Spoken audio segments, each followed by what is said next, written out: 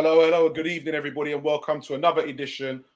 you got some mosquitoes around here, Prince. No, I got the incense. I got the incense on. It's just going right in my face. Another edition of Full-Time Sports Network's Cop Talk. It is all about Cop Talk each and every Thursday, right here, 10 o'clock. Hit that like, that share, that subscribe. Going to send a massive shout goes out to our sponsors, www.global Sports Network. You can catch them on all the W's. And remember, if you mention Cop Talk, you will get a discount.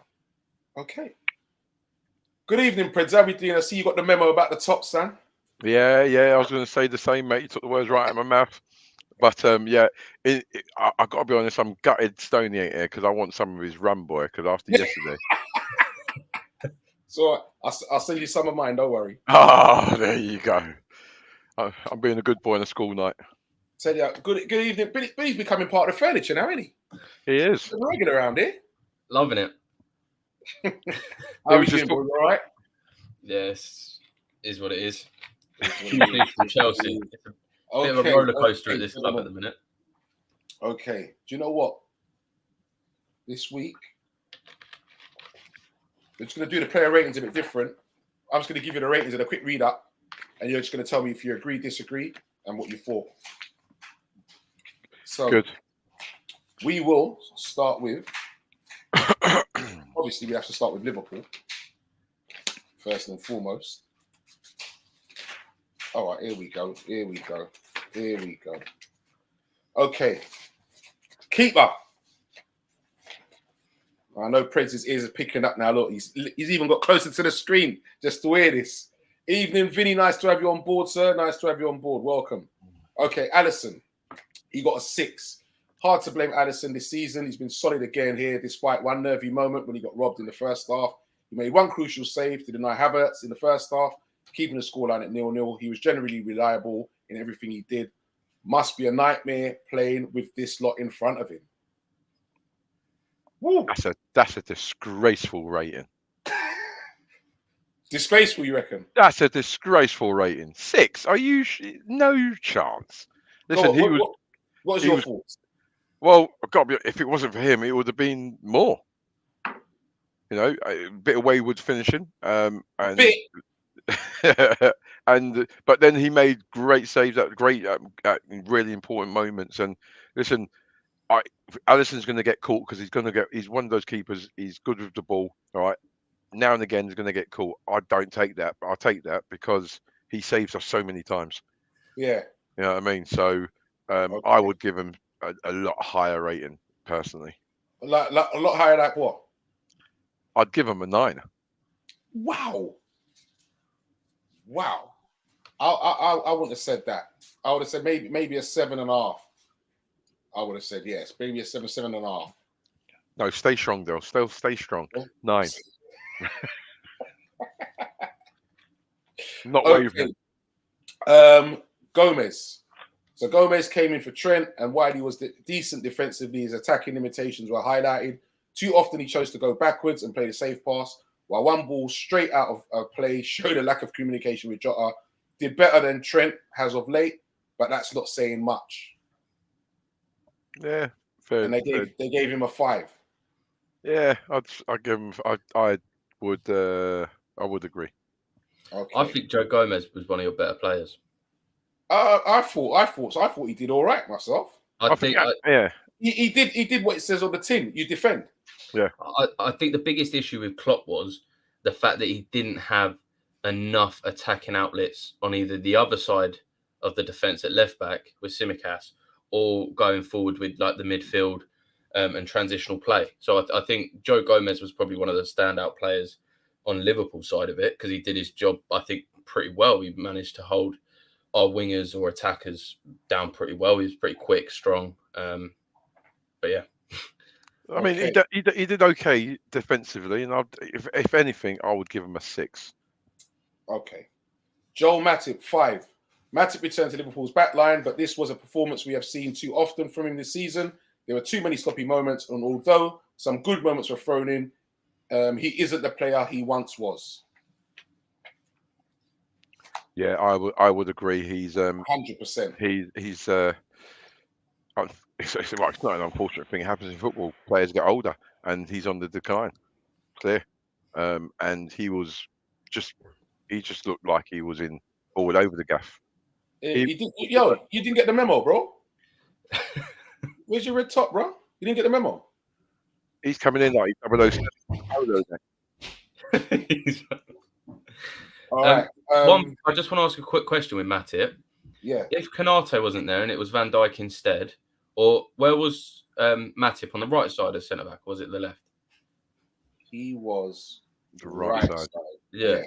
So do you think potentially if Van Dijk was there, he would have potentially played better, or do you think it is just his age? He is just getting slower. I think he's done, man. He's done. Yeah, he's done. Pass. You know what?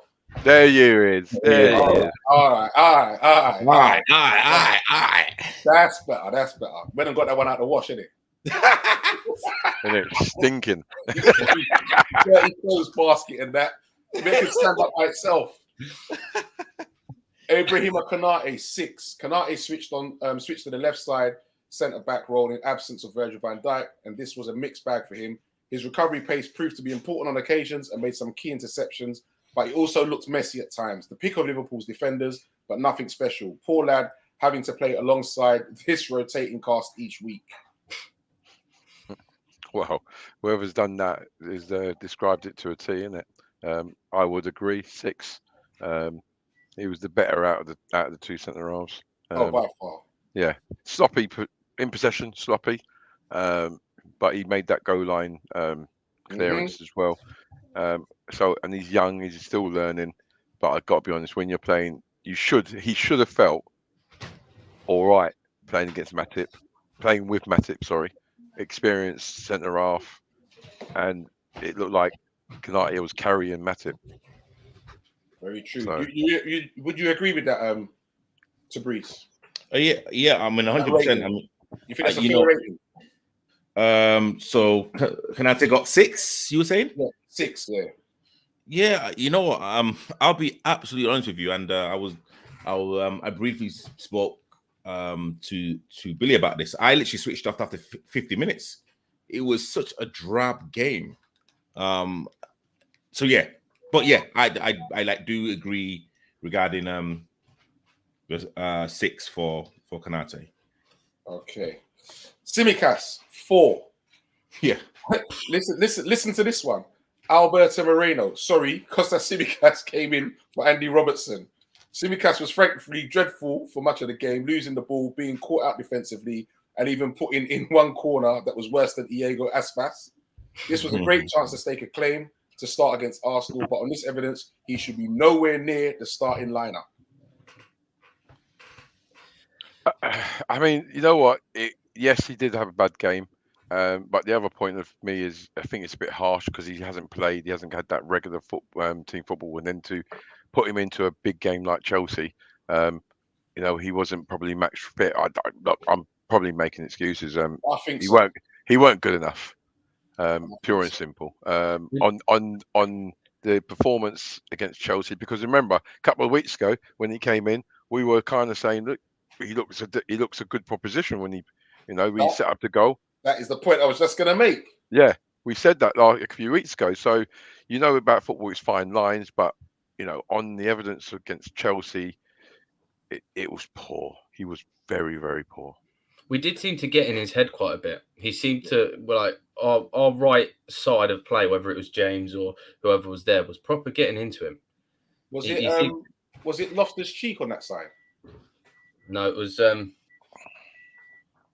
James at the right, and then it was I can't even remember now. Loftus-Cheek wasn't on the pitch. What was it? Was it Mudryk? Possibly? No, Mudryk was a sub. Who was it? Hold on a minute. Yeah, this is like watching the Chelsea Liverpool game. Fucking stalemate.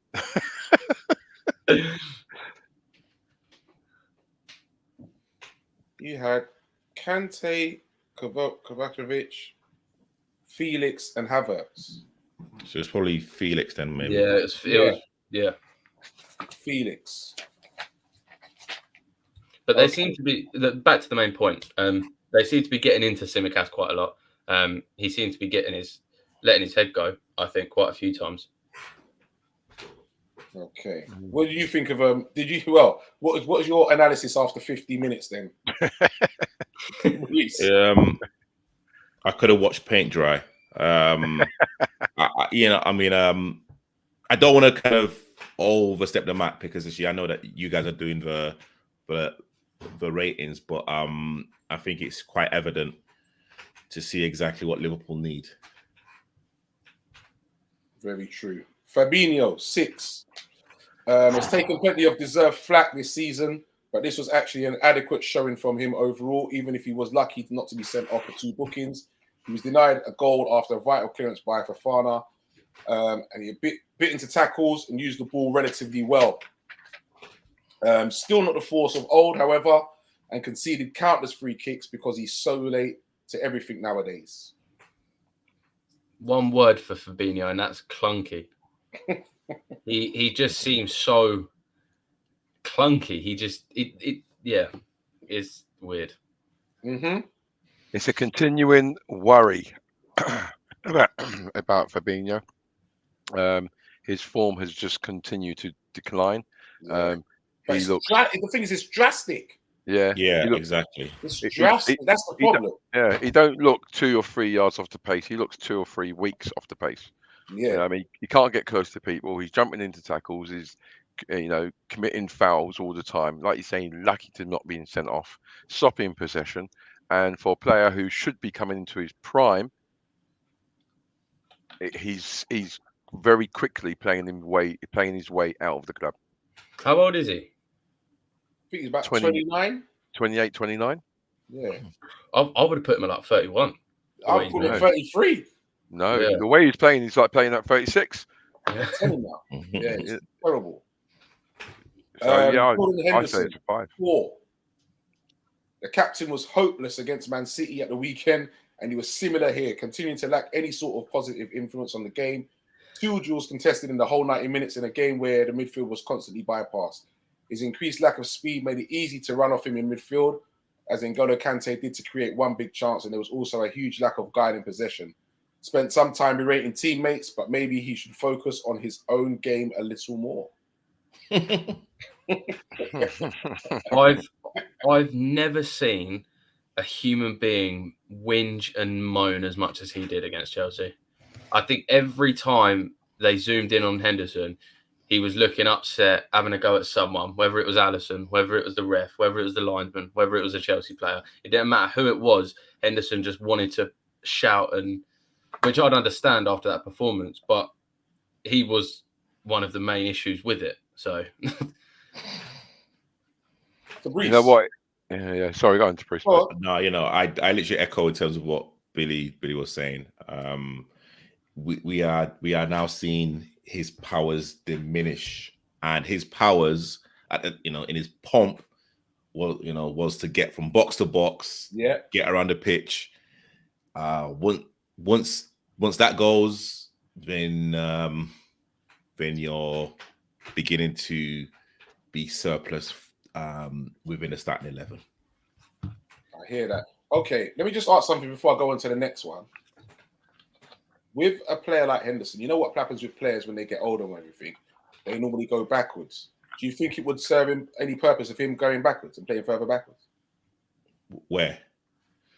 Well, where else is there to go from midfield? What? What? Right centre off or right back? I think, for me personally, I think he'd get annoyed with him not getting further forward. I think he likes being as the captain. I think he enjoys being in the middle of the park, being involved, whether it's out wide and he makes a run down the wing, whether it's in the centre of the park getting stuck in. I think that's what Henderson thrives at. So for him to be put at the back, I think he'd run. I think he'd just drop and moan. Personally, I think Henderson Brown knows the supporters. It's one of those acts that footballers do, right? When teams playing shit, right? But you want to stand out as being, oh yeah, he cares, he's passionate because he's going around thinking. It's a cop out. He's playing shit. Yeah. I mean, again, like, let's be real. When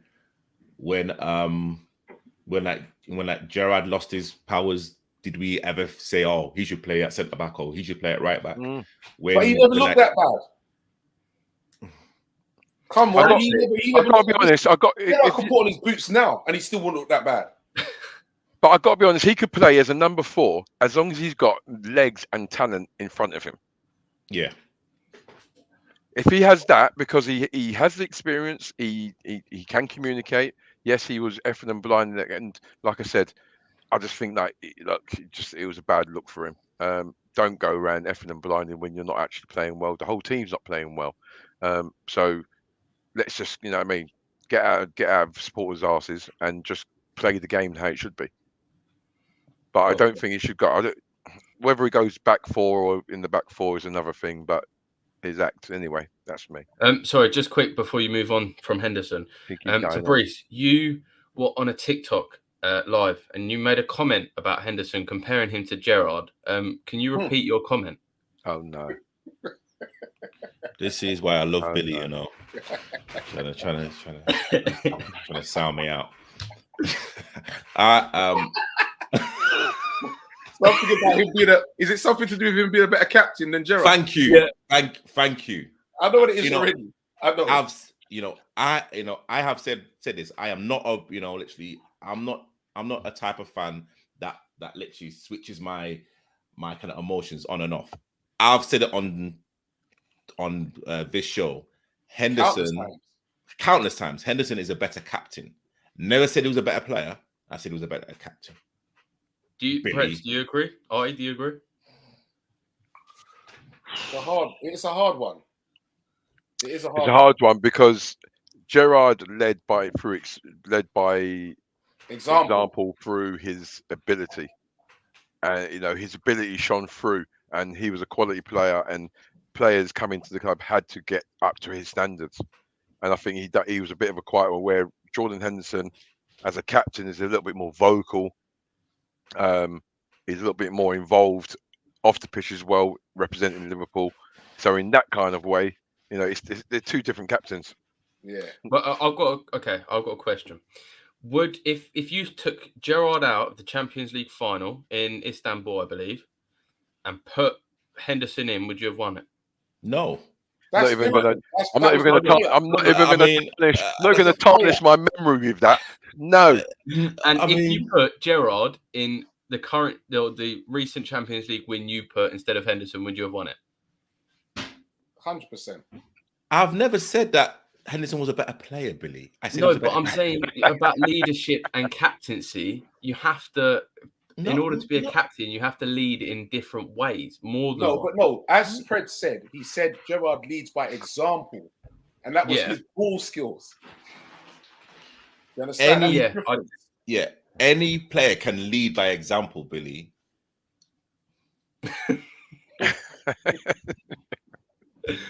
Yeah.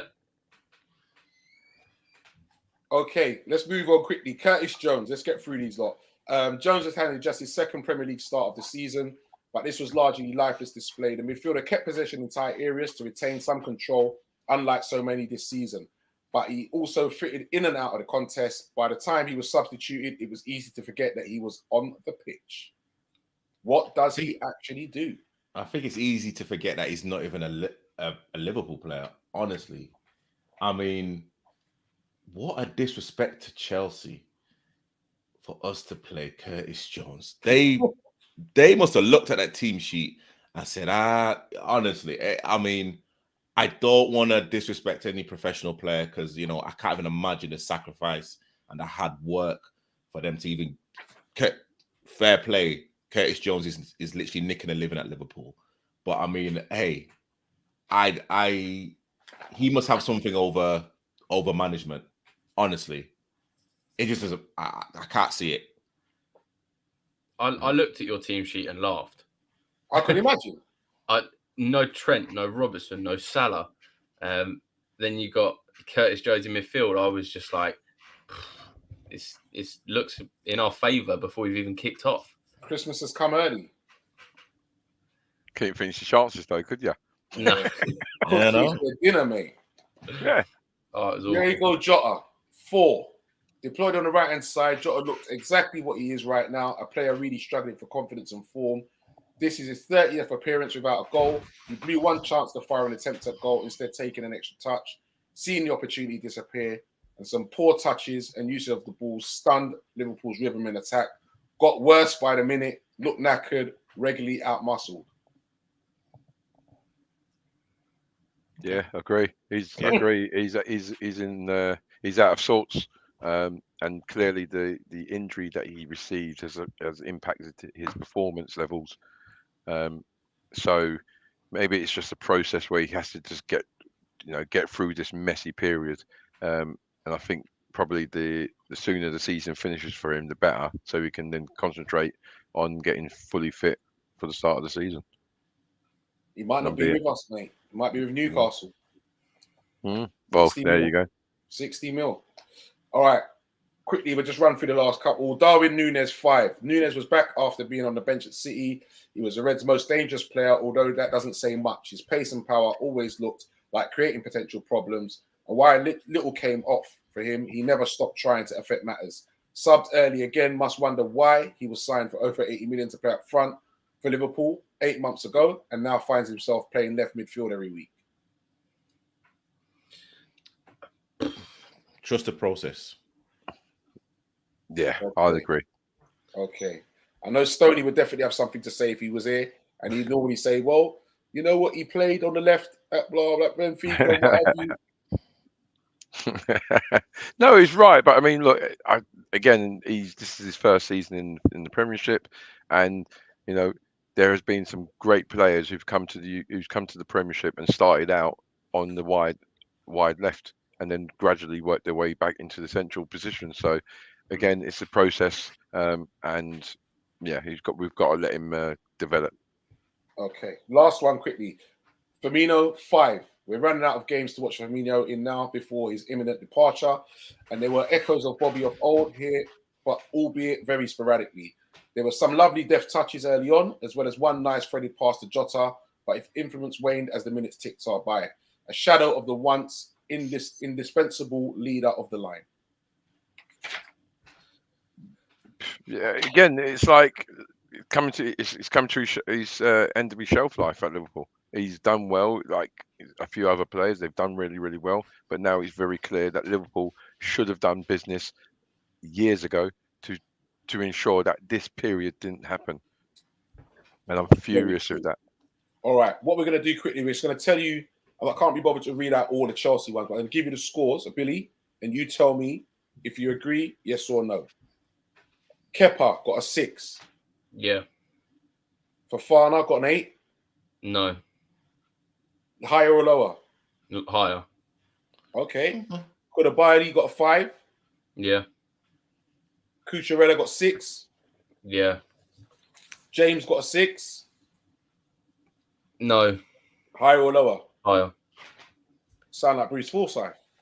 Kante, 8. Yeah. Fernandez, 6. No. Higher or lower? Higher. How much higher? Same as Kante, I think. Okay. 8. Kovacevic, 5. Yeah. Chilwell, 6. Yeah. Felix, 6. Yeah. Havertz, 5. No. Higher or lower? Lower. 1. That Wow. guy is dead. He is dead. He is the most useless man I've ever seen. If he didn't score the goal in the Champions League final, he would have been sacked off quicker than that. Bowley would have personally driven him anywhere he wanted to go. But hold on, do you not think it's unfair that you're saying that because he's playing out of position? To a certain degree, I think he is a good player in a 10 role or a central attacking midfield, but we're using him as a number 9, and I can only rate him as a number 9. And as a number 9, he is useless. But that's not his fault. He's not a number 9. He wasn't bought as a number 9. No, but I think he's had long enough playing as a number 9 where he can shoot at least. He can touch a ball and control it. Whether you're a number 9 or number 10, you should be able to control a football as a professional footballer. Okay. So Vinny said a 9 cheese on bread, talking about Preds' score for Allison. Nick Ford, good evening, Nick Ford. He says, horrible game. We need a massive improvement on Sunday. Vinny says injuries have caught up with Matip. That's how bad the game was. He thought that Loftus cheat play. Yeah, you're right on all, mate. Henderson is a better comment than Gerrard. I wouldn't say it's a daft comment. Elements of that I'd agree with. I think you meant to say captain. Captain, yeah, I think so. I've had enough of captain point and shout. He was on the bench at the start of the season and he needs replacing in the summer. Hendo had better players to captain as a whole team. That's what Vinny's saying. To your comment to Brees. Okay. If Gerrard didn't slip, would you have won it? I think Henderson is the better overall captain for me. That's Joe. And good evening, Bingy. Nice to have you on board, sir. I mean, I think the biggest positive is we got a point from the media circus that is Chelsea. So it's kind of very pleasing to know.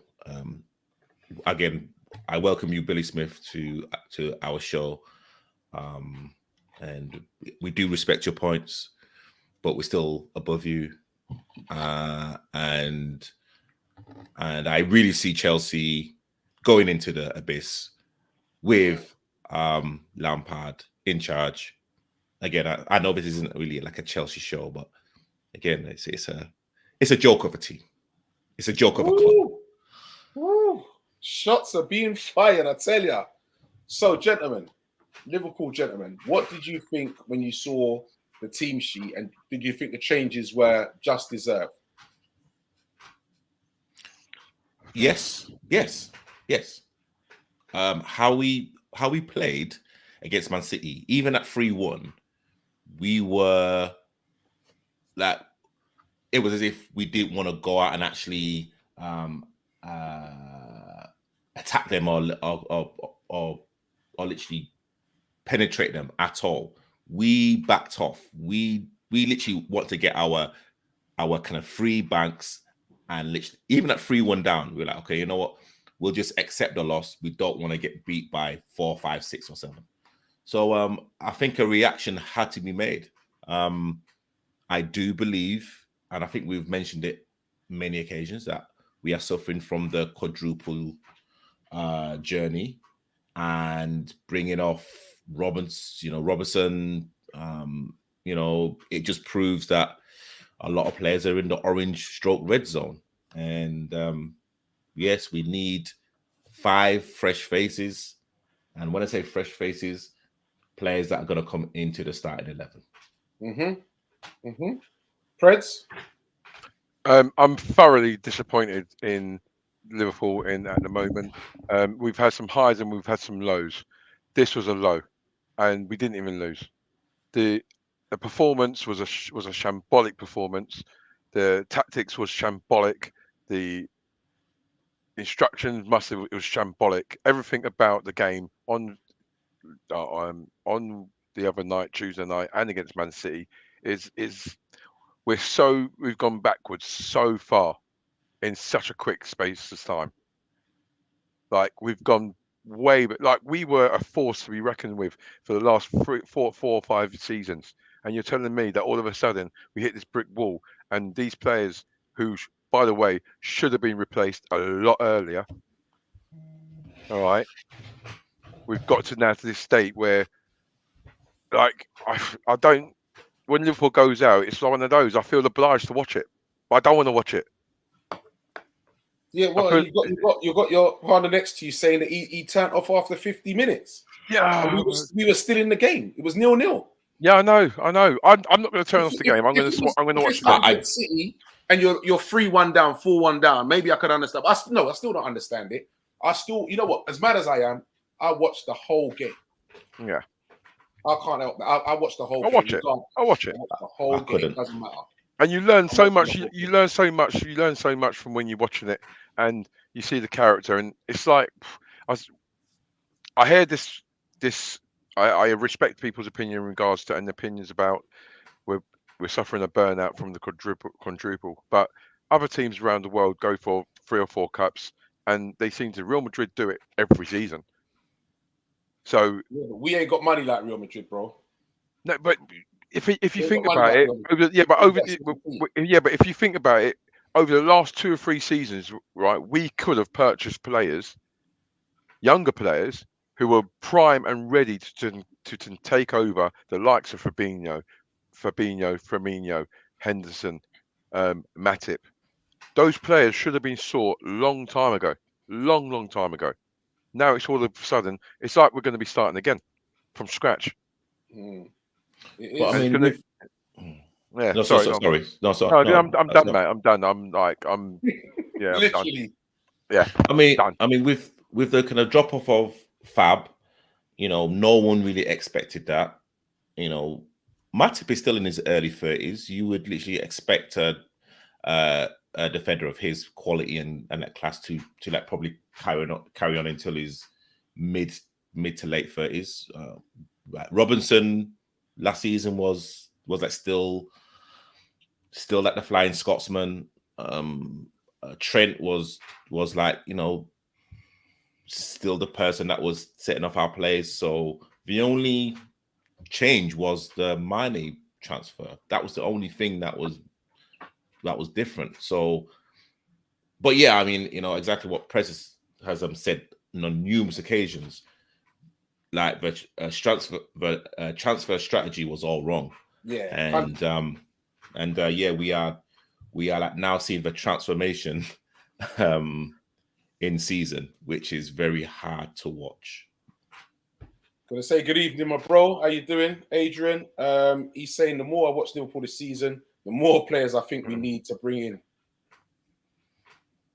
Oh, it's evident.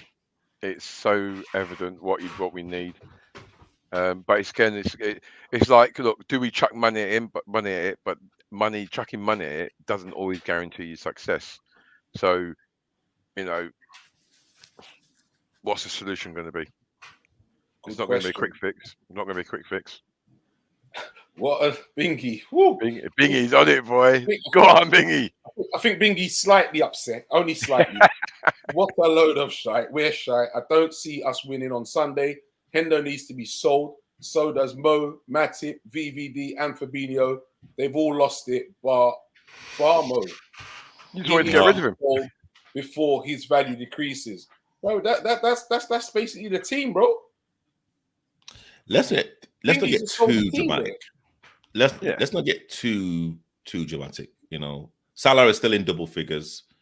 You can't buy experience, so I think Henderson should. He's got about 21 in all competitions. Yeah. So, the players who are going. I think everyone knows the players who are going because of the contract situation. Let's replace those. Plus possibly getting a right back who can compete with Trent on a kind of equal peg, and let's see what happens pre-season. But why was Klopp so loyal?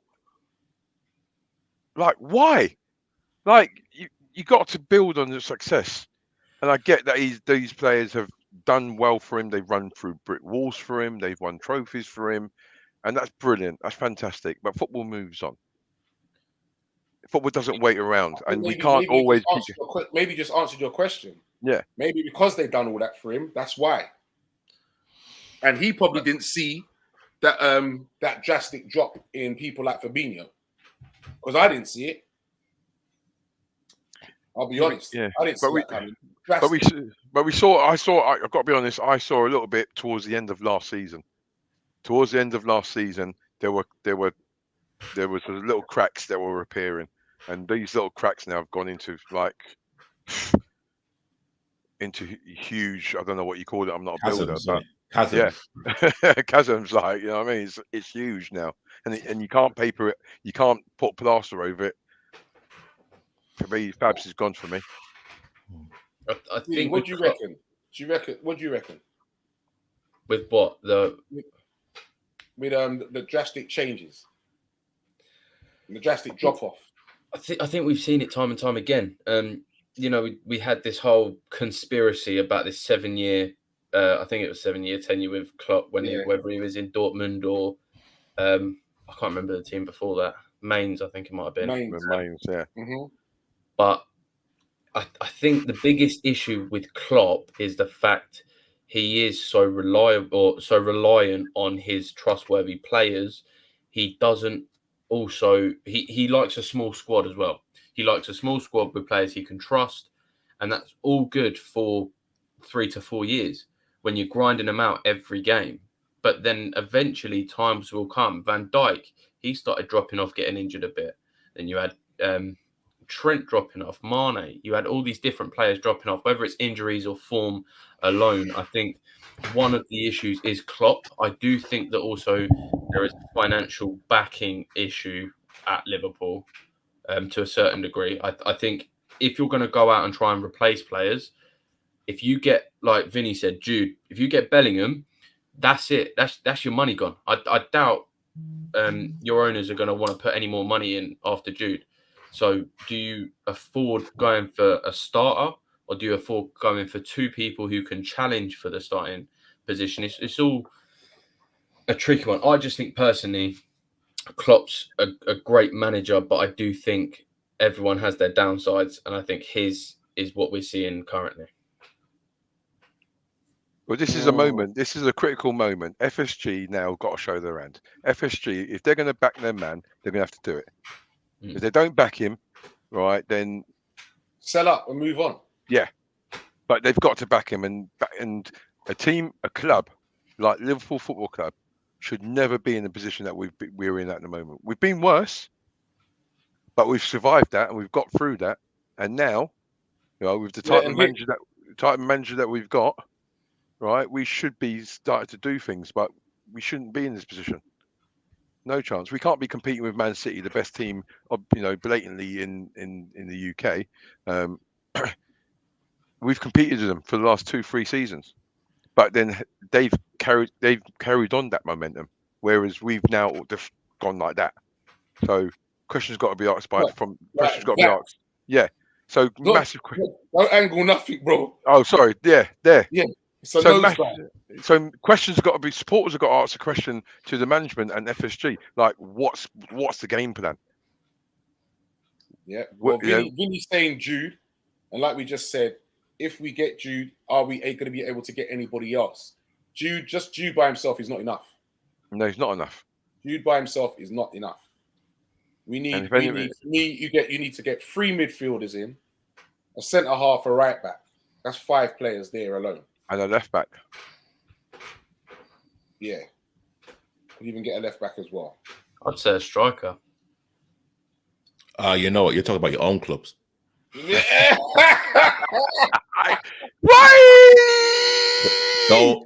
Don't test me, Billy, today, you know. Hey,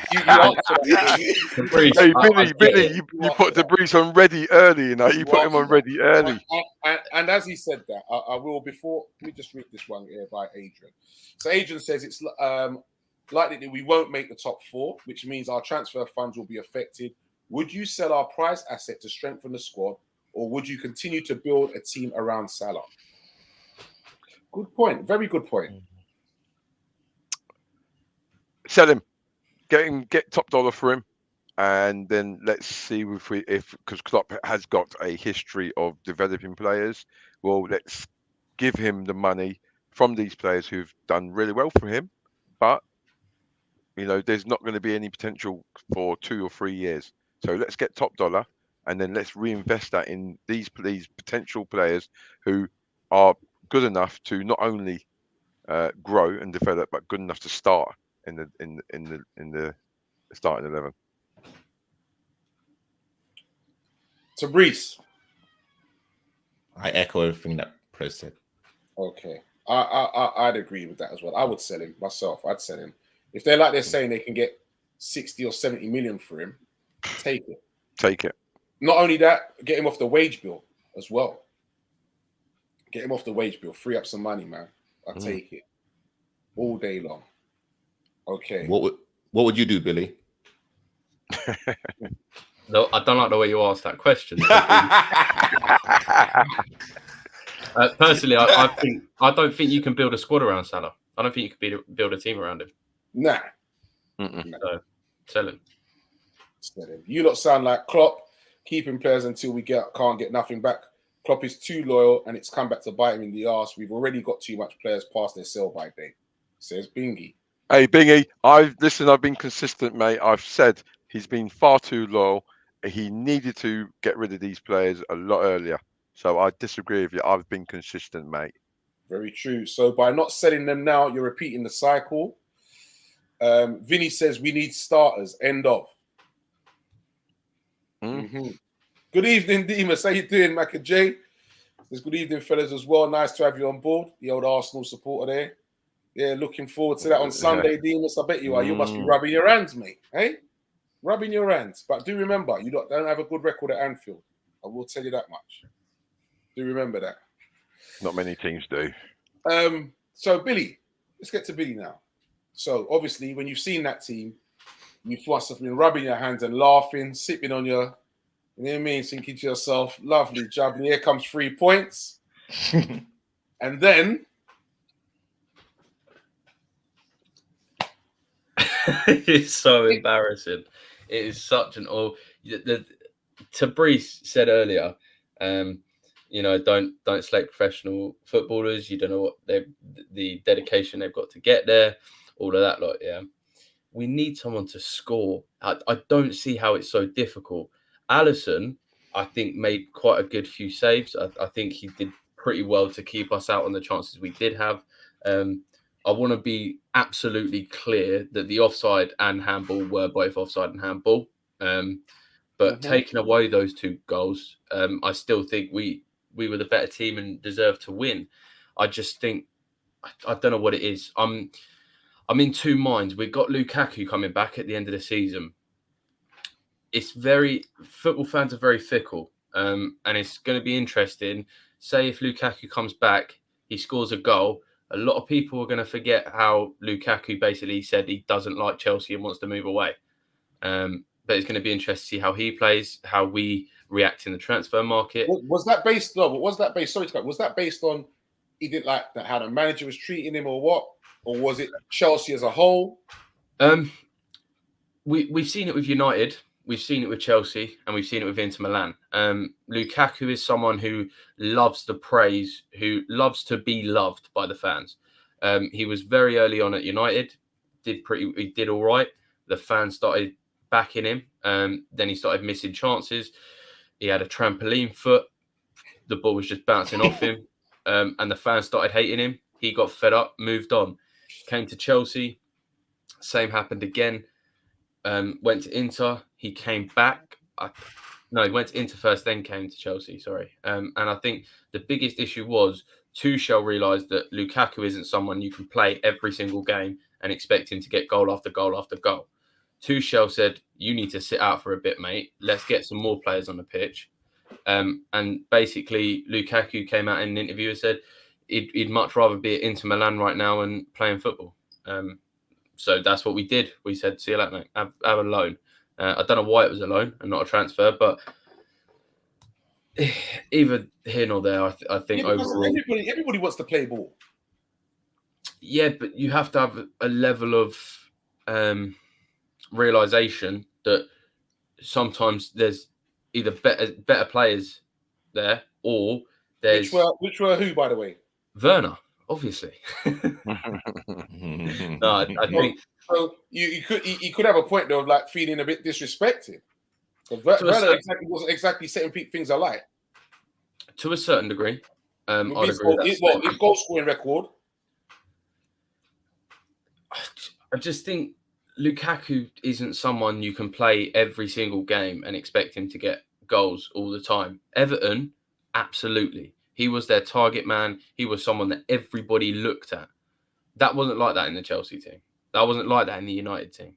I think he thrives off of being someone to be depended on, and he's not going to get that from bigger clubs. No offense to Everton. Actually, no, it's a Liverpool channel. Yeah, all offense to Everton. Take offense. We love it on air. Don't worry. Love it on air. Okay. Big shouts goes out to Teach One. Good evening, sir. Good evening to you. Demos actually says that he goes, nah, he's actually nervous as hell about playing us on Sunday. Oh, okay. What was the last result between Arsenal and Liverpool? They beat us 3-2. Beat us 3-2. Yeah. That was another game Tabri said Liverpool would lose, right? Coming from a Liverpool fan. Probably. I remember. I'm sure he says we lose about 9 out of 10 of them. He does. I got to be honest. I'm on Tarisha's bandwagon now, mate. Oh, flip with it. Telling you. Yes, Bingy's saying yes. You have Preds saying that you have said that about selling Mo or whatever. Yeah. If we sell Salah, I can't see any of the current players scoring the numbers he does. We might weaken the side by selling Salah in an attempt to strengthen in other areas. Yeah, it's got a point. Yeah, but then that just means, you know what, you have to then look at having a different formation, which creates goals different ways. I quietly confident and very intrigued to see when Diaz gets back fit and hitting the ground running. Gakpo, Nunez, Jota. I mean, if you put them three there at the moment, and probably with an addition, I don't think individually they will get to Salah's numbers, but as a collective, yeah. Then that's potentially what we can do. It's just about whether they can bond and then and get used to playing with each other and get a little bit of a rhythm going.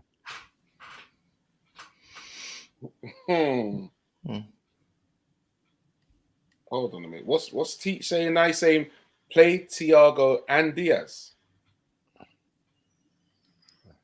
Thiago's injured, isn't he? Yeah, he's injured. I think we should get rid of Thiago as well. Yeah. Too slow now, man. He's too slow. Sell Mo, sell Jota, sell Henderson, sell. What? I'm telling you, we're getting into next season with about 6 players as reserves. Flipping heck. I mean, you know what? I mean, there's a couple of Chelsea players that I'd like. One would be Conor Gallagher. I think he could do a job. And Conor Gallagher over Mason Mount. And Mason Mount as well. I mean, I think Mason.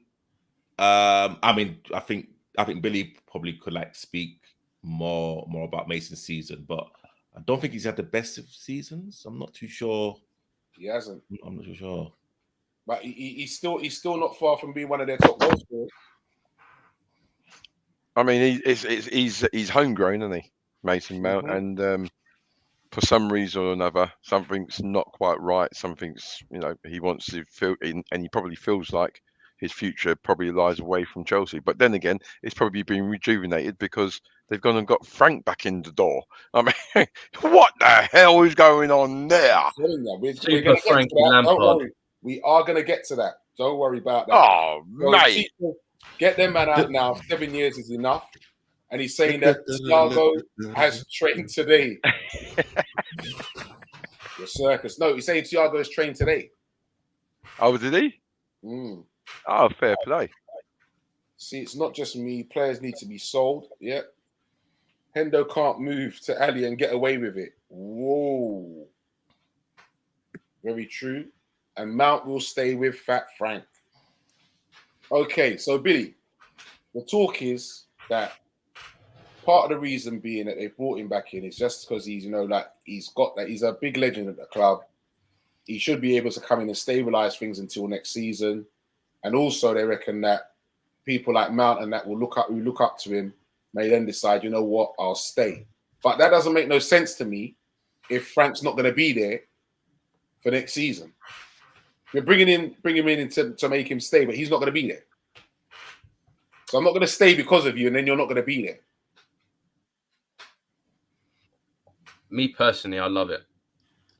And I think to Brees, obviously not understanding quite the level of IQ that Bowley's thinking right now is understandable why he's smirking and laughing, but I can explain. Look, we've seen it. We rushed in with Potter. We chucked money on the table, said, take that. We'll take one of the young, exciting managers in the league. We'll take him. No thought about it. And look how that's ended. We've brought Frank in to keep, just like you said, steady the ship. I think a lot of players are going to take influence under him. We've seen it before. And I think that we may potentially see it again. But I like it because we've got the likes of Nagelsmann, Luis Enrique, Ancelotti potentially. You've got Zidane, a couple names being thrown out that could potentially move to Chelsea. I like that Bowley's taking a bit more of precaution now with the management. Thinking, you know what, let's actually go through proper interviews with each of our options and let's discover what options we have to see what's best fit for what our project is. Who would you like out of the managers? Me personally, Luis Enrique. And why? Why him? I think the style of play suits what the players we have at the club currently, suits the play style he has, suits what players we have currently more than I'd say Nagelsmann or the other managers I've listed. I don't know what it is about Nagelsmann. Haven't really been someone who, I'm not going to pretend like I've watched every game and understood him properly, but he's not someone that I would automatically desire or look towards over the likes of Luis Enrique.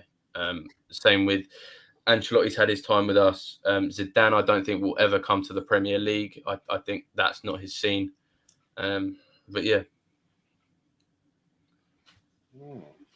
Okay. To Brees, quickly, what's making you laugh? I'm intrigued. This is the reason why a lot of football fans sometimes turn away from the elite game. You like talk about Frank to steady the ship. Frank was captain at Everton. He couldn't steer that ship anyway. Frank Lampard is the face of Chelsea. Frank Lampard will have no say or minimal say in terms of who gets picked. Do you honestly think that Frank Lampard is a better coach than Graham Potter? Do you actually think that Graham Potter would have got Chelsea relegated? No, but I don't think Lampard is going to get Chelsea relegated either. So literally, you think Lampard would actually do a better job than like Potter? Yeah. Same old Chelsea. It's the same old Chelsea. They kind of hoodwink all Chelsea fans with a brand new project. We're gonna have like a mainstay manager. We want our kind of academy players to actually come through. We have a style of play. Chelsea did not rush the Potter signing. They knew exactly what they were getting. Potter plus his management staff, plus I believe one of the scouts as well. They knew exactly what they paid top dollar. They paid top dollar for Graham Potter. And then they throw not money. They didn't throw money at him. Chelsea threw players. Do you think Potter wanted all of those players that came in? Thank you. Like, Potter's had less than 8 months in charge, not even a pre-season. Chelsea have over 30 players on their books. 30 players that possibly could go to other clubs and possibly start. Let's be real here. People talk about Liverpool being an absolute mess. You have Loftus-Cheek that's been there for God knows how long. There must be something in there because again, like he has literally survived, like a lot of nuclear bombs and like he's like still. I'm surprised myself. Yeah. So again, Chelsea is a media circus. Like again, Lampard coming in. It's just to please fans like Billy. Say, you know what, Lampard, our top goal scorer, X, Y, and Z. It's just to keep the fans on side. And for you to say Luis Enrique, again, for me, that's an insult to I'd say the younger players within the Chelsea academy and like squad. Luis Enrique is not there for the long term. Let's be real now. That's fine. No, it's not fine, because you guys are going to be exactly how Abramovich was. After 2-3 seasons, you're going to replace one elite manager with another elite manager. So it's going to be the same old cycle. Yes, you may win a cup competition here and there, but where's the legacy? Where's the style of play? Where's the kind of next Reece James going to come from? Or we will be having the same conversation in the next 3 to 4 seasons. It's a joke. It's an absolute joke. And you know what? I think Graham Potter, for me, has come out of this situation with his head held high, because for me, he had to take that job for him to be talked about as an elite manager. And also, for me, anyone that does take the Chelsea job, it's kind of almost like a poison chalice as well, because you've got 3 years and then you're going to get a hefty payout. No matter what you do, managers are going there, mate, because they know they're getting well paid. Yeah, I'm saying it's honestly. If you do that, listen, even if you don't do a job, I'll go to 8 months, and what's he got 10 mil to go away with? Thank you. It's a joke, honestly. It's a joke of a team. Absolute joke. Not a team. It's a joke of a club. Let me ask you something, Bill, because you said you're happy with Lampard coming there. So Lampard gets sacked by Chelsea, goes to Everton, has them down fighting in relegation. They kick him out, and then you're happy to take him back. He was unjustly sacked from Chelsea. He got us into the round of 16 in the Champions League, and I think that overall, I think he was massively overlooked because of being sacked early by Chelsea. What he done at Everton, I think's worse job than Chelsea. I think Everton is a poison chalice more than Chelsea, in the fact that the expenditure that they've got, the players they've got to show for it, the managers they've got in. I think overall. Hold on, wait. Hold on. Lampard bought Mopai from Brighton. From Brighton. From 35 mil or something. Yep. So literally, let's not pretend Lampard got Dele Alli and who's that United player as well? That Van der Beek. 35 million. 35 million. That's crazy. They bought Dele Alli and Van der Beek. So literally, let's not pretend that Lampard didn't tunnel vision. But weren't Chelsea when he got sacked, weren't they lower than where they are now? We were 10th or 9th in the league when he got sacked. Yeah, I think we were 10th. Yeah, all right. I think we were 10th in the league, and then Tuchel came in, got us top 4, and won the Champions League. So I mean, from looking from outside in, sacking Lampard was probably justified because of the end result. But look, Chelsea are doing it. They're getting the owners want to get the fans around. All right, the fans are disenchanted because you're getting players coming in, and it's brilliant bringing players in. But what can you do as a manager when you've got 35 players? I think you lot are completely overrating Potter. The way you're not giving any responsibility to Potter. We have seen it in games. Everton at home, we were 1-0 up, and Potter decides to take off Pulisic, one of our most threatening players on the pitch that game, and brings on Conor Gallagher and does a back 5 or a back 3 and plays more defensive instead. At home to Everton. He also, in the Aston Villa match, has played multiple different opportunities. He's had multiple different opportunities where he has failed, he has flunked it. I personally, at the start of this, when we signed Potter, I was very excited. I think he had an identity, a style of play. I was very excited. The way it's all planned out, admittedly, even as a Chelsea fan, I cannot stand other Chelsea fans, and I cannot stand the fact of how our clubs run. But I can't pick that. I just have to run with it. And I think at the end of the day, I do agree Lampard is brought in as a people pleaser. I don't think he's going to have much say on anything. I think it's more down to more of the backroom stuff. And like Tabri said very well, that Lampard is just to please the fans. He is just to get the fans on board, to get off of Bowley's back a bit more. But overall, I think that we need something, and Potter unfortunately wasn't it towards the end. Okay, Potter so didn't. in saying that though, right? In saying that about Lampard now, for me, all right. So we're all saying, all right, we know he's coming in, blah blah blah. People are happy with it. All right, cool, he's coming in for that. But as a man, as a person, do you not have any pride in yourself knowing that this club sacked me? Number one, and number two, I'm going back only for a short period, and then also I'm going back. I'm not going to really have no say. It's a job, though. I think he loves the club that much, and I think at the end of the day, we're willing to pay money. I'm not sure exactly how much, but I think it's a mixture of he loves Chelsea Football Club, and I also think that he takes pride in managing, whether it's for 4 months, 6 months, 8 months, 12 months. You know what? I got to have a bit of self pride though, man. Like you know what? It's a win-win for like Lampard. If Cool, he can get, paid.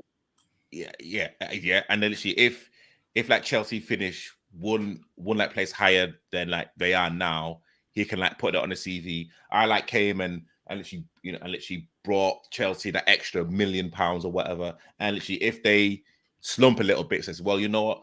I just came in as a caretaker, like a caretaker manager. Yeah. However, it's they literally instilled trust in me, or I kind of instilled trust in them, and literally I've been 2-time Chelsea manager, so I believe I should be the next Barcelona manager. Whatever. So Flank played a lot of youth, as they're the ones that will listen to him. What he did as a player was great, but as a manager, piss poor. Vinny says that's Chelsea's MO, to be fair. They have a Real Madrid, PSG, Bayern Munich approach to how they manage the club. Vinny goes on to say Chelsea's 25 years of success is tainted by the way the club has achieved it, by money and a merry-go-round of talented, albeit gun-for-hire managers. Man City's success will be more respected over time. Yep, I agree with that. Chelsea have money but lack vision at the moment. That is what Reese was just saying. Mm-hmm. And the LFC have vision but lack money.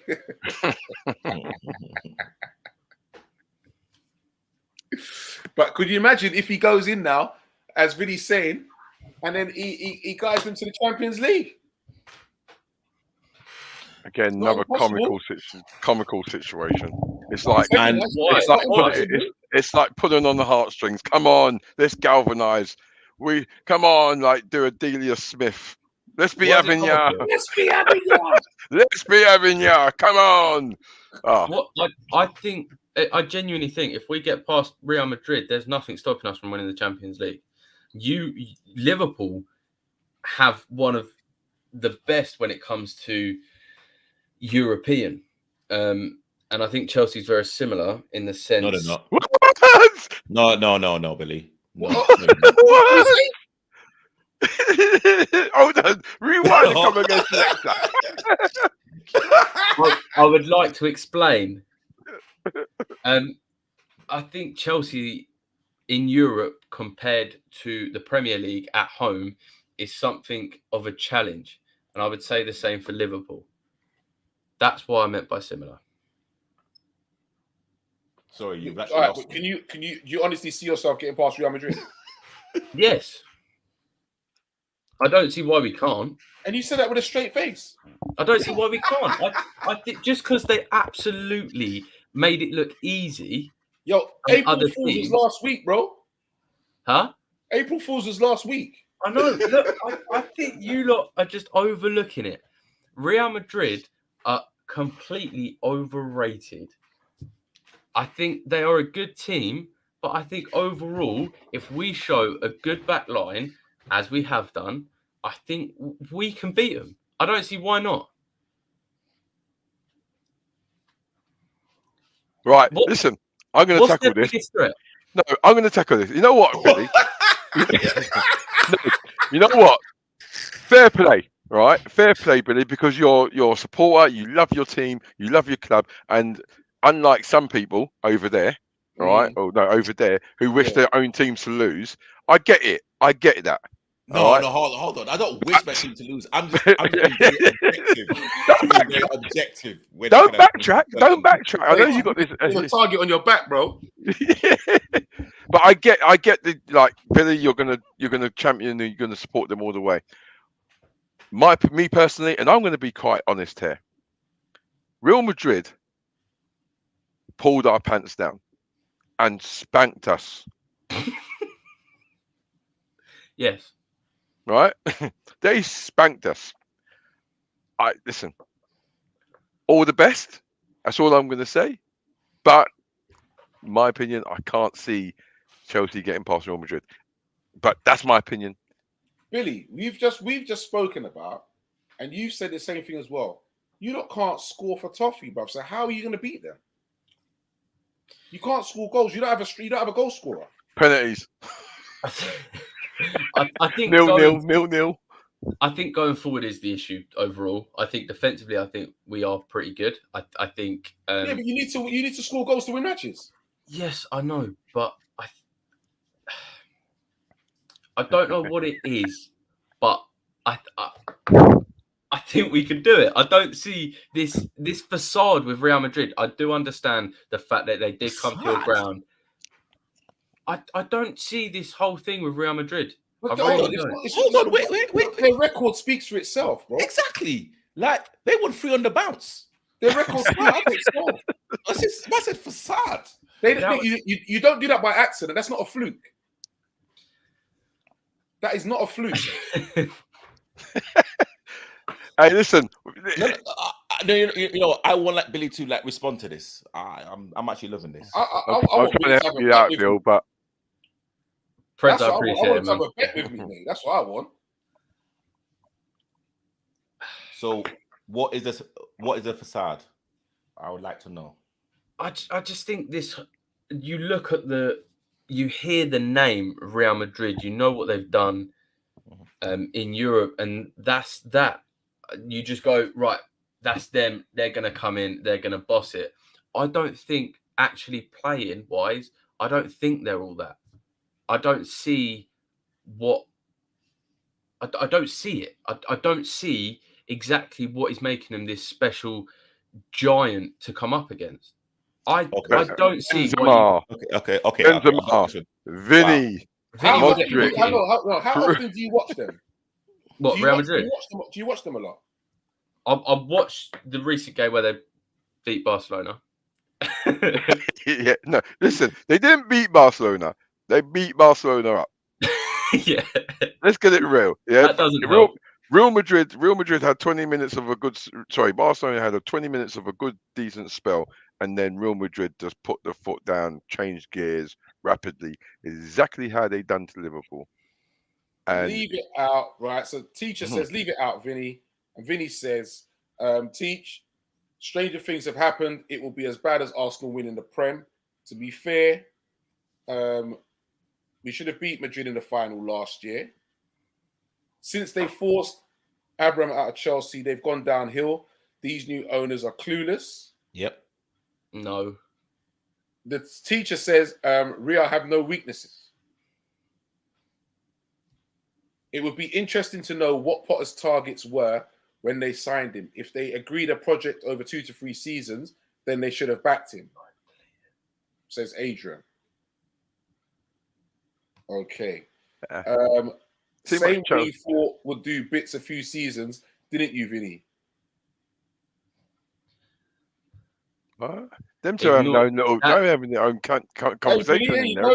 What Paula says, hey. That is right. Hear me out, yeah. That's my mum, and that's on my little brother's on my mum's account. He's a So Billy, you know what you said when you said, "Oh, when when I look at the name Real Madrid, I don't really think of anything." I imagine what the Real Madrid fans are thinking of Chelsea. Like they don't even probably even know where that place is. They're like, what's like? Breeze. Do you know how many times we faced Real Madrid? I guess you're gonna tell me. No, I want you to guess first. Twice. Nah, times it by 6. Okay, and your point is, we have got a good record against them. When was the last time that you played them? Oh, mate, stop it! It's late. I don't know. Listen. I'm gonna listen. Look, we're on a cup talk. We're talking too much about Chelsea. I mean, I care about Chelsea. I mean, I care about them. Move on. Let Chelsea do what they need to do. Yeah, I don't care. What I'm looking forward to is Sunday. What I'll go on Sunday, because listen, Liverpool need to do something better than what we've done against Chelsea. I'm looking forward to Sunday too as well, mate. Yeah. Rice and peas.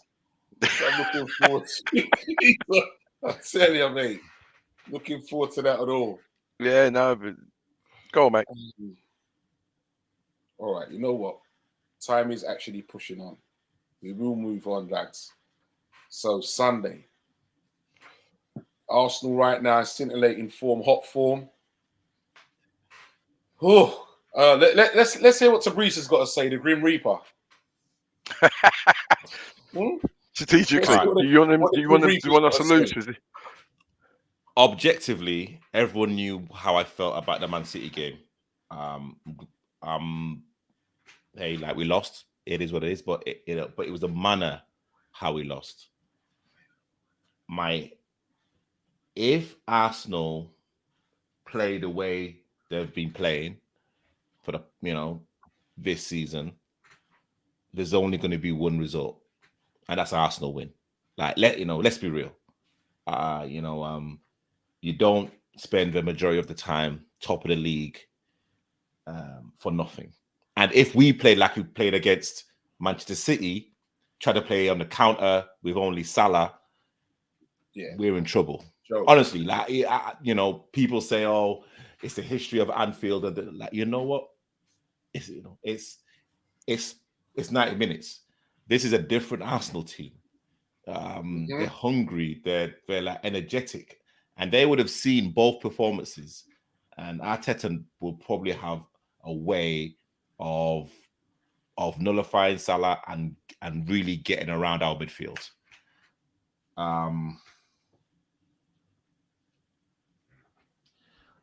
I will make my predictions later.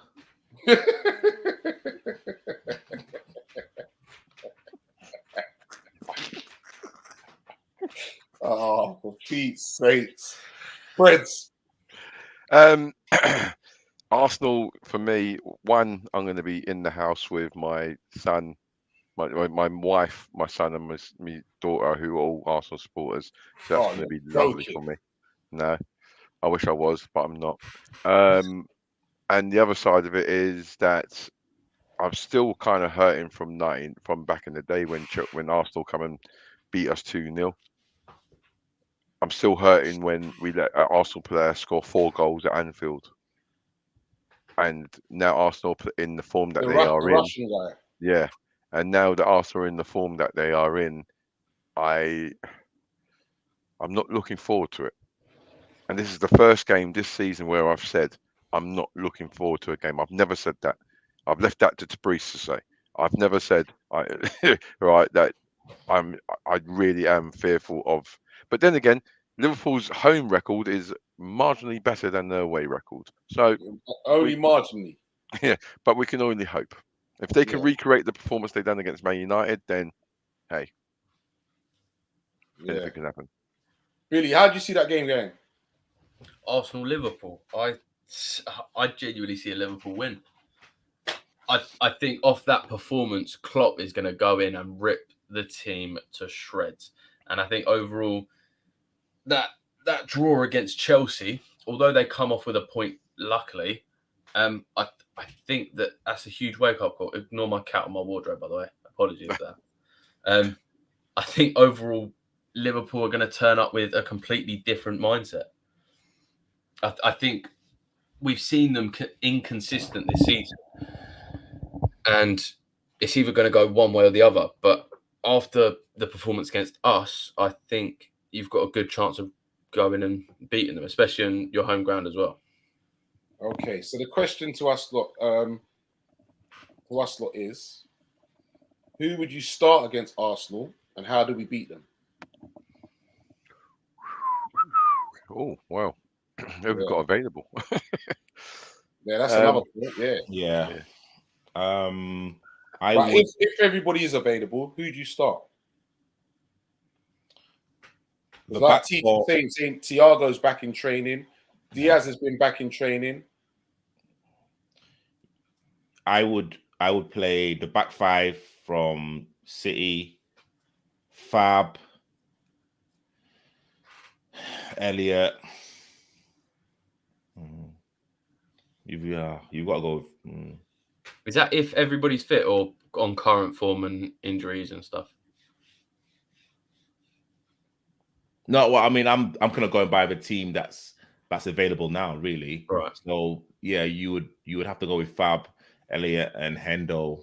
Even though I think Hendo's played a lot of minutes recently, so I'm not too sure about him. He has. And then she up front, Gakpo, Salah, and Darwin. And how you beat Arsenal is to go direct.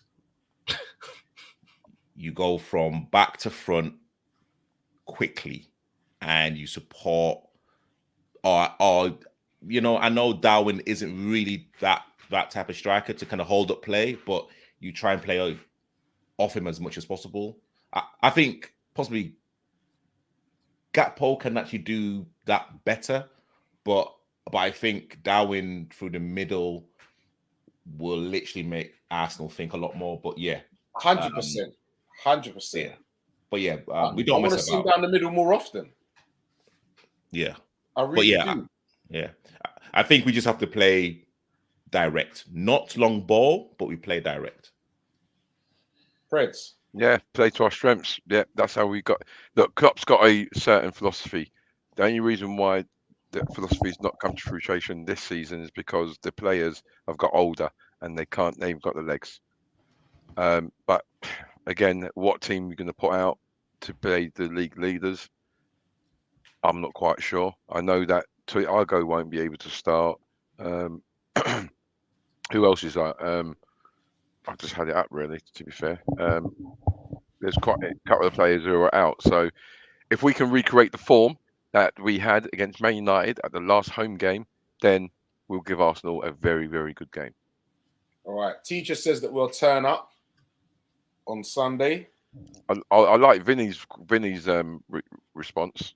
If we had those players, I don't think we'd be worrying. Says they will cause chaos and Arsenal will not cope. However, too little, too late. And then he goes on to say that we'll lose the following game. Yeah, probably. Wouldn't surprise me. At this point in the season, my only objective is that Arsenal must not win the league. 100%. 100%. Vinny said start with Rush, Barnes, yes, McManaman. Yes. Alan Hansen in the back. Yes. I'll have some of that, mate. Klopp needs to take his head out of his backside and go for them. Nothing to lose now. Agreed, Teach. Arsenal winning the league means we all turn off our social media. 100%. Yep. He says that we're not beating the Goons. Ali, right. This is Teach's lineup. Ali, Trent, Robbo, VVD, Kanate, Fab, Thiago, Gakpo, Nunes, Salah, and Bobby. Fab, Thiago, Gakpo. Okay, so he's playing Gakpo in as a number 10. Or is it Bobby at number 10? Okay, interesting. I like that. I'll be surprised. I'd be surprised if TTA even played another game this season.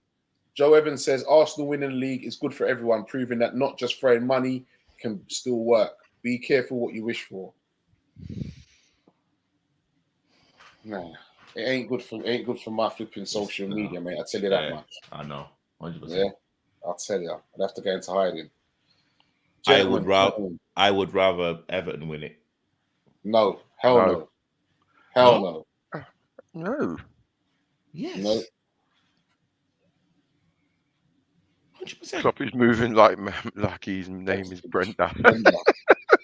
Yeah, Brendan Rodgers playing forwards out of position, playing Nunes on the left doesn't make sense. Brought Gakpo to play left, but you're playing him through the middle. Yeah, I would like to see that. I swear, I'd like to see it a bit more often. Nunes down the middle, Gakpo on the left. Definitely like to see that a lot more. Wow. Yes. I think he's done for the season, mate. Oh, for the season? Yeah, for the season. Not done thingy. I think he's. That's what I was about to say. That's harsh if it was. I think psychologically and physically, yeah, he's shot. He's done for the season. Yeah, he needs to recoup. Yeah, he needs to recoup. Like look, everything he's done quite a lot up until what he's done now. He's a young lad, he's played a lot of football, and sometimes players do hit the brick wall. It does happen. It has happened. I think if Klopp's going to do anything, he's just got to protect the lad, because him playing is not doing him any favours. Man City ruined him. Grealish ruined him. How you let Grealish treat you like that, man? He's upsetting. No, Grealish has ruined him, bruv. Like, you know what? Again, it's very easy to and I think we've all backed Trent. Grealish for was it for the third goal or for the fourth goal where he ran off Trent. Apart from that, I thought Trent did okay, but like the whole team was awful. The whole team was awful. Oh yeah. And literally, when we're talking about Trent having time off, sometimes that's the worst thing. The amount of pressure, mental pressure that he's been under this season from Liverpool and England.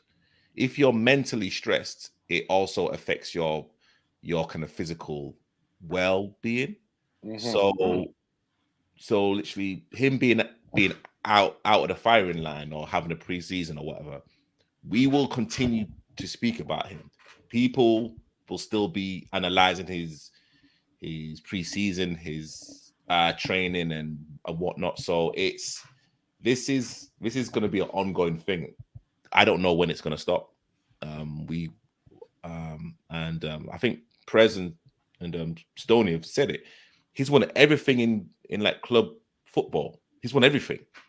Why are we applauding an English international player who's under 25 that's won everything that can be won at club level? It just doesn't make sense to me. Well, Teach is saying play Gakpo as the 10. I agree with the Everton line to Reese. Teach and Bingy, no. Bingy says kick Reese off the show forever. Did he just say he would rather than win the league? I don't want to see that in my lifetime. Yeah, big up Biggie. Big up, yeah. Sorry, why do Arsenal fans think they ain't spent money? I'd rather look at what Trent's good at and the baller in an attacking front-footed team. He works. Let's applaud him and get him in midfield. We've had this conversation. It's never going to happen now. I wonder who mentioned that, first of all. Okay. I wouldn't be surprised if Trent even retires early at 28, like 28, 29. I wouldn't be surprised. I hope not. But I think I agree with you, Tabriz. I think we've got to be careful in regards to mental welfare, and we've got to be seen to looking, because if you look at it like footballers, it's a pressurized game. They get paid a lot of money, and there's a lot of expectation. And you know what I mean. So hopefully it gets better soon. Adrian says Trent is class. We just need to protect him like we did in previous seasons. and give him the license to express himself. He expresses himself too much. That's why we're in the problem.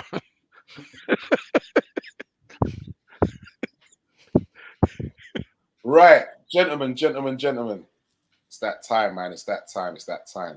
So, Tabrice, prediction for Sunday.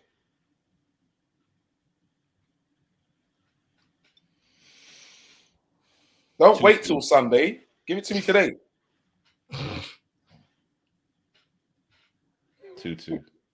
Sorry? 2-2. 2-2. Ah, he's sitting on the fence. Preds? Joe Evans, I will start off your hashtag kick Tabrice. I will start it off for you right now, mate. All right, don't worry about that. Vinny's waiting for the quiz. Look, Vinny's waiting for the quiz. A Liverpool win, and I think it's going to be a 2-1 Liverpool win, and it's going to be a nervy 2-1 win. I say 2-1 as well. Joe says 2-1. What say you, Billy? I say 3-1 Liverpool. 3-1. I think, depending on how Klopp lines it up, I think that Liverpool can get a 3-1 win. Hold on, can Tabrice and Billy virtually swap shirts? Wait, I was thinking about it already. Don't worry. I was thinking about it already. Hey, Tabrice, you know, man, I love you, man. Listen, I have to look at things objectively, and I have to look in terms of how we've played for the past two games, and we've not played well, and again, Arsenal swept away Leeds. I think, was it Brentford like the game before? They're a juggernaut of a team at this present moment in time. Again, you are like not 5 points ahead of Man City at this stage of the season by fluke. And how we are at this present moment in time, we have to be real. Like, we can't look at Liverpool with rose-tinted glasses. We know what our issues are. Anfield or the Emirates. Like, I am looking at it and thinking, if we play anything like against Man City and Chelsea, we'll get torn apart. The only way for us to get anything out of the result is to go direct at home. That's ridiculous. If Arsenal have any wits about them, they'll get in and about our midfield. And then once they get past that midfield, our back four is as shaky as like, Billy's football knowledge. So like it's disrespectful. So Billy, don't have that, Billy. Don't have that, bruv. So yeah, anything can happen. Liverpool. Adrian says 3-2 Liverpool. Joe says he wants an Arsenal win. What's Teat saying? I swear all barbers are Arsenal fans. James Cole says Arsenal going to smash us 3-1. And what's he saying? My lockdown trim will be back. That's a great comment. Fair play. 4-1 Liverpool. Wow. Okay. Yeah. Have you noticed? So have you noticed that all barbers are Arsenal fans, but all greasy spoons are Chelsea fans? Yeah. Very true. Honestly. All right, Jen, we are going to do a quick quiz because time is really Oh my gosh. Do we do the quiz? Yeah, Vinny was asking for the quiz, man. Can't leave him out, man. He loves it. Look. Quiz time. He loves it. So I can't leave him out. We'll run a quick quiz, gentlemen. Bear with. Obviously, because it was Liverpool-Chelsea, I've got a few Chelsea questions and a few Liverpool questions. So yeah, grab your pens, lads. Grab your pens. Weren't prepared for a quiz. Caught me off guard. You should always be prepared for a quiz on this show, mate. Well, yeah, I was, and then you didn't do one the other week. Keeping it on your toes. Yeah. People watching this are going, what's going on? They're all like looking around. Isn't it? Okay, so we're gonna run through this quickly, gentlemen. Yeah, I think what I'll do is I'll do 3 quick Chelsea questions, 3 Liverpool questions, and call it a day. Go on then, What Quizmaster. to Reese? Look at what Joe said. What? Anything? Joe, that is facts. FACTS. Oh. Okay. All right. Question number 1, gentlemen. Quickly. How many times did Liverpool and Chelsea play each other in the season 05-06?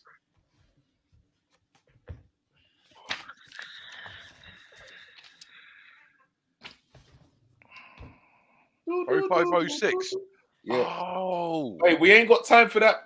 I'm telling you, we're moving quickly. Let's see. What's that, Billy? 4. Billy says 4. Preds, what say you? 6. And you know what? Like my pens ran out, but I've said 7. And you're all wrong. It's 5. 5. Twice in the league, twice in the Champions League, and once in the FA Cup semi-final. Oh yes. Okay. Second question. Chelsea signed exciting goalkeeper prospect Thibaut Courtois from KRC Genk in the summer of 2011, but he was immediately loaned out to which Spanish club? Oh my gosh. He stayed there for 3 seasons. Oh yeah.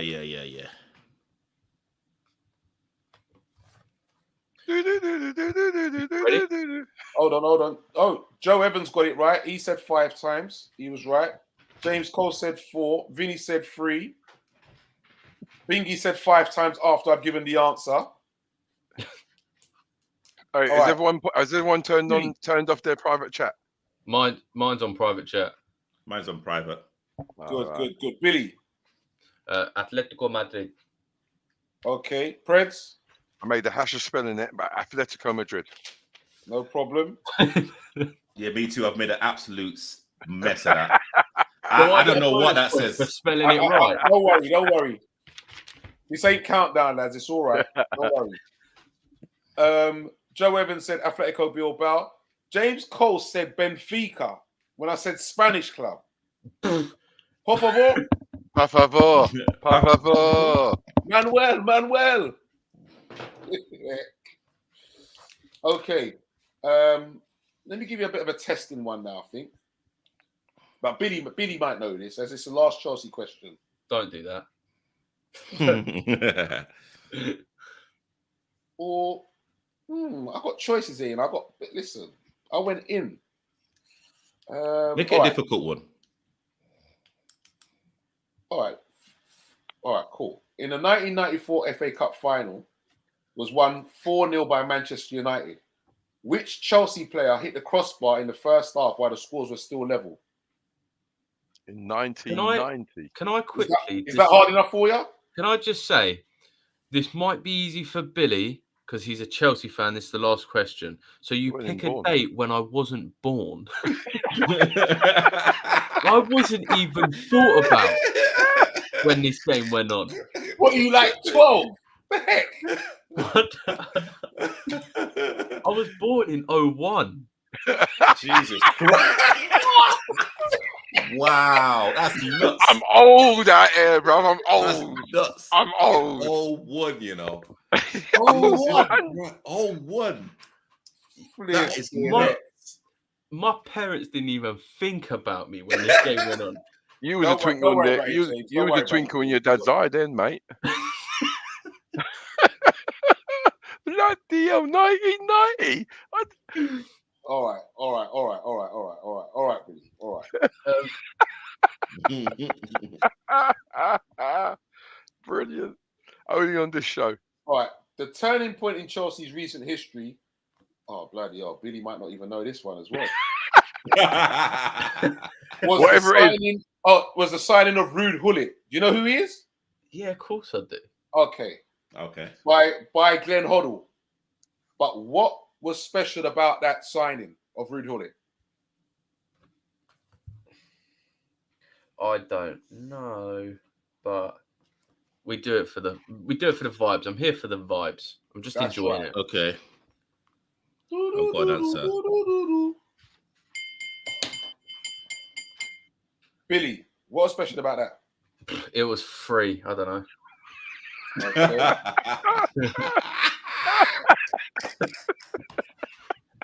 Fred? I'm laughing because I did exactly the same. Free. And Fabrice?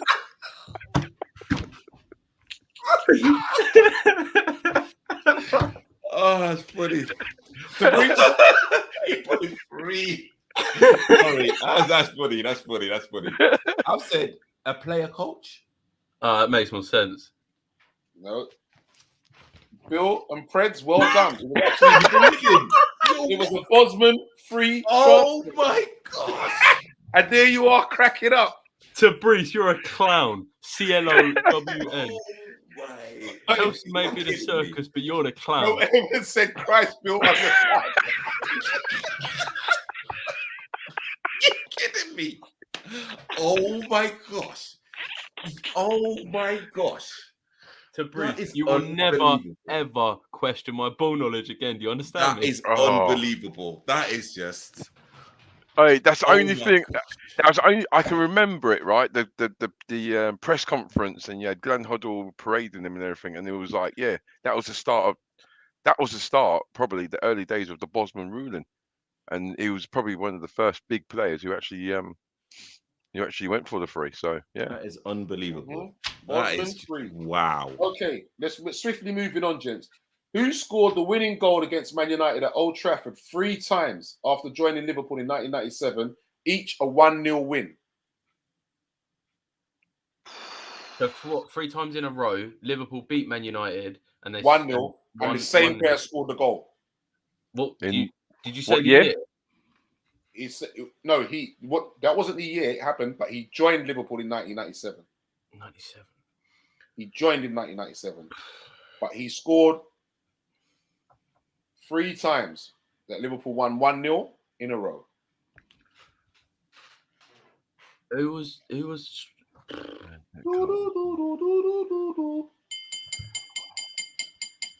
We don't have time for that, lads. Today, Bill. I'm off the top of my head, Owen. I'm gonna go. I'm trying to think of old Liverpool players. Okay, well, everyone's older than you, mate. Preds. I'm gonna go Emil Heskey. Okay, and Tabrice. I've gone Danny Murphy. Top boy Tabrice. Top boy Tabrice. Yes. I'm disappointed with you, Preds, man. I'm Yes. Free kick. Come on. Yes. He scored a worldy free kick. Cole said Owen. Evans said Collymore. Well played, Tabrice. Well played. You've dragged that out from nowhere. Just like how you guys put 3 down. Oh, I'm still. That is just unbelievable. Mate, we know our football. It's not our fault. Okay, right. Who out of the following football players has scored most goals for Liverpool in all competitions? Kenny Dalglish, Steven Gerrard, Robbie Fowler, or Michael Owen? Who scored the most goals in a single season or just overall? No, in all competitions. Say again, sorry. Kenny Dalglish, Steven Gerrard, Robbie Fowler, or Michael Owen?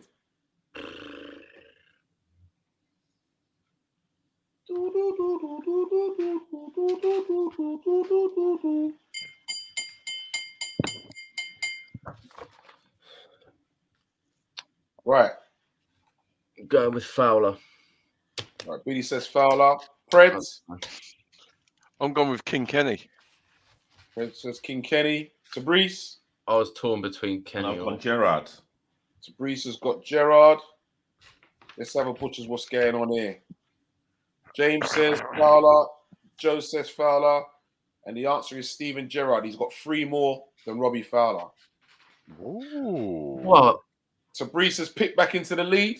Ooh. 3 to Tabrice, 2 to Preds, 2 to Billy.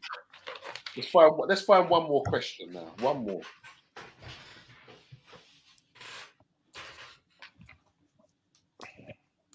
Yeah, Stevie G. I was just, yeah. I was thinking about like the games that he's played in European games, league, Yeah, cup, everything. Like, he's played in everything, hasn't he? yeah. But then again, King Kenny. But then again, he wasn't as prolific. Was he a prolific goal scorer? He set things up for Keegan, Toshek, Rush. He was the glue, wasn't he? Second striker. I've got a question right up your street here, Billy, mate. In 1966,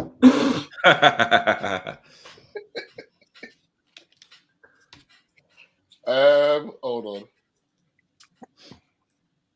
Okay. Whose record stood for 20 years until broken by Sadio Mane on the 16th of May 2015? Say that again? Whose record stood for 20 years until broken by Sadio Mane on the 16th of May 2015? Do I know what the record is, or have I got to guess that part as well? You just have to guess whose record it was. Oh, right.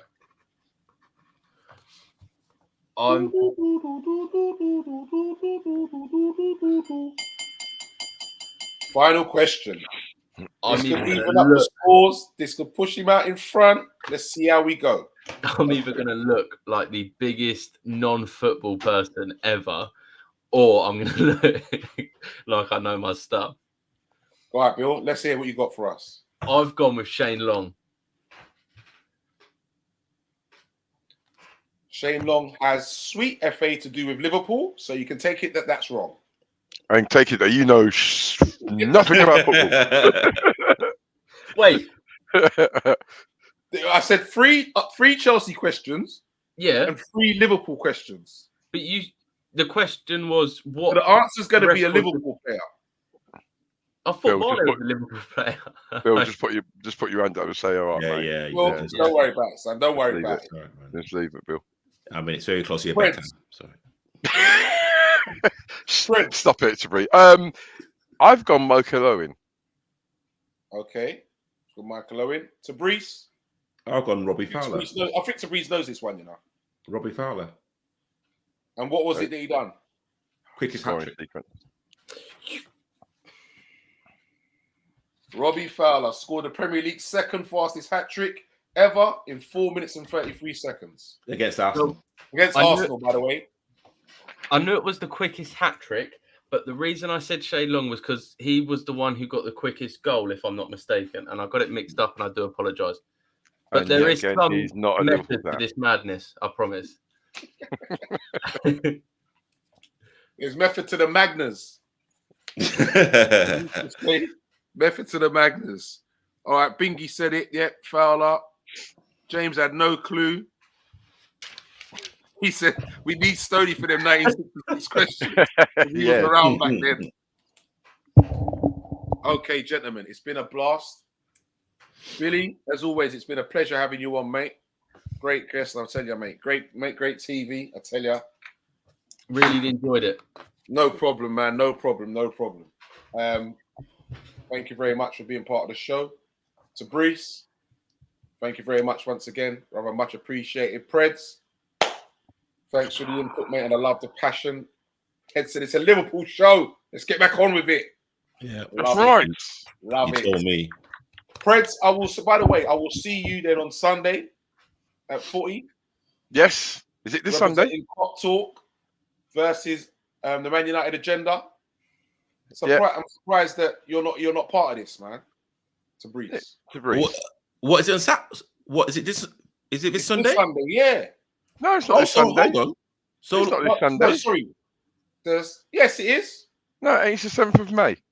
I was like gonna say. Yeah, it's the 7th of May. I need to check that date. Yeah, check your date, mate. It's the 7th of May. Definitely 7th of May. Yeah. Because I've given myself a month to get fit. Are you playing to I can't. I'll be like traveling to Western Supermare. I thought about saying when he said traveling, I'm expecting to hear Barcelona.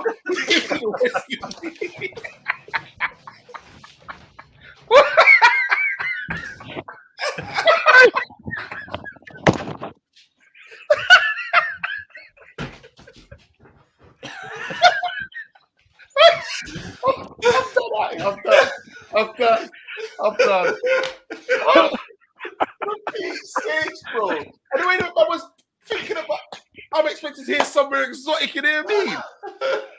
Hey, Lee, did you see the man's face? There was no emotion. I'm going to Western Superman. Western Superman. Bro, you know what? You should have just left it out. I'm traveling. You should have just left it there. I'm traveling and just left it. Just leave it, mate. Or I won't be about. Mate. Oh, you've got me crying, man. Stop it. Man. Oh, man. James Cole says he'll be there. All right, James. Yeah, make sure you come and introduce yourself, son. Yeah, just to make sure everyone knows, the 7th of May. Okay. Do remember, peoples, it's all about Cop Talk each and every Thursday. If we can, we will put out other shows, but Thursdays you can rely on us. We will be here, peoples.